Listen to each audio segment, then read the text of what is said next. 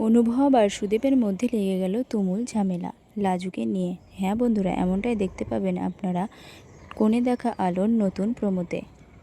সুদেব আসে লাজুকে নিতে কলকাতাতে এবং এসে বলে, লাজু তোর 10 দিনের ছুটি আছে, তুই এবার আমার সঙ্গে গ্রামের বাড়িতে চল। তখন অনুভব বলে, 10 দিন স্কুলে ছুটি দিয়েছে পড়াশোনা করার জন্য, সংসার করার জন্য নয়। এবং লাজু বলে, এই 10 দিন আমার স্পেশাল ক্লাস আছে। তখন সুদেব বলে, রাখ তোর স্পেশাল ক্লাস। আর অনুভব এই কথা বলাতে সুদেব বলে, পরের বউকে নিয়ে কিসের এত মাতামাতি তোমার? পরের বউয়ের জন্য আমি আমার বউকে নিতে এসেছি, সেটা আমার বউ বুঝবে, তুমি কেন এত কথা বলছো এর ভিতরে? ড্রয়িং রুমে বাড়ির সকলের সামনেই ঘটনাটা ঘটে।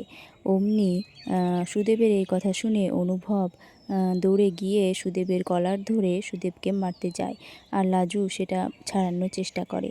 আর এই দৃশ্য দেখে বনলতা তো মনে মনে খুব আনন্দ পায়, কারণ মনে হয় বনলতায় সুদেবকে এই সব বলে গ্রামে ডেকে পাঠিয়েছে।